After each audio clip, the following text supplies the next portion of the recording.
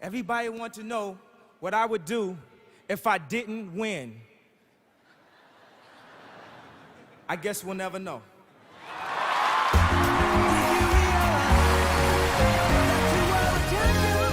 No matter what your opinions are about Kanye West, whenever it ranges from disliking him to absolutely praising him, there is no doubt that Graduation is one of his most beloved and best albums to come out in the past years.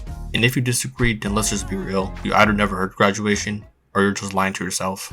But why is Graduation beloved? On one hand, you could just simply say that the album has amazing songs and just leave it at that.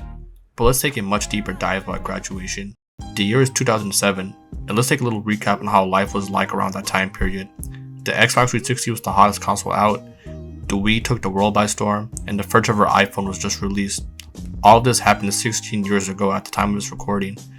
Now, let's look at the music that was released around 2007. You had T-Pain being on almost every song you could think about.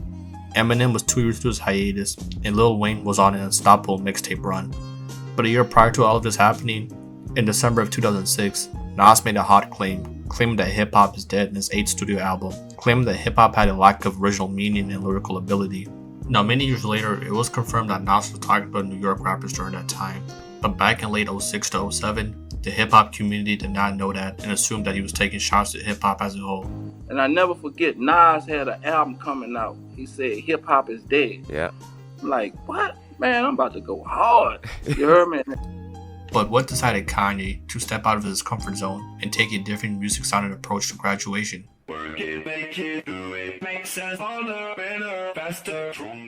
From 2005 through 2006, the Irish rock band U2 went on a tour titled the Vertigo Tour, which the tour primarily consisted of the band playing their newest album of the time, How to Dismantle an Atomic Bomb. On December 14, 2005, Kanye would actually tour with the band, which gave Kanye massive influence to making an album that was meant for stadiums and arenas. Prior to Graduation, Kanye's first 2 albums consisted of the style of him chopping up and sampling old soul songs. Although Kanye's first 2 albums were amazing, that type of music was not going to accomplish Jay's goals of making an album that's meant for stadiums and energetic crowds. Since Kanye was so influenced by the band U2, this led to the high energy songs on Graduation such as Stronger, Can't Tell Me Nothing, and Flashing Lights. Of course, there was still some of Kanye's original style on Graduation, like the soul samples used on The Glory and I Wonder, but for the majority of this album, it accomplished the ultimate goal of sounding like an album for stadiums. But let's head to my favorite thing about Ye's Graduation, and that would be the artwork.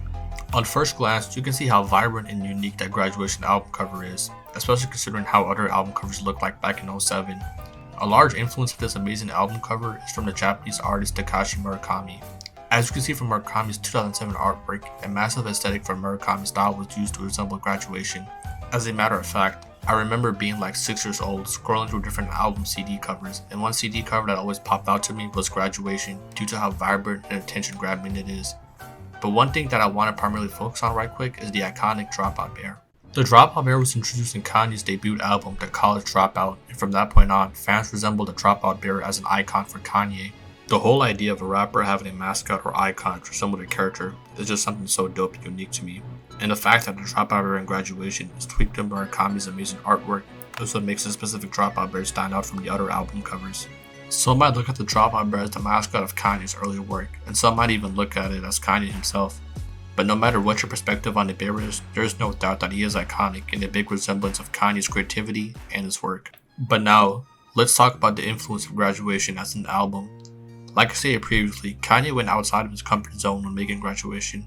For this album, a big goal Kanye had was to reach an even bigger mainstream audience to go along with the original goal, which was to make music for stadiums. This resulted in Kanye making Graduation, an album that appealed to a more pop fan base rather than just strictly hip-hop and R&B. In fact, many of Kanye fans were first introduced to him because of the Graduation's pop target demographics. The album was critically acclaimed by both fans and critics, and as far as paving the way goes, Graduation knocked down the dominoes for Kanye being the influential figure that he is today. But that's a story for another day.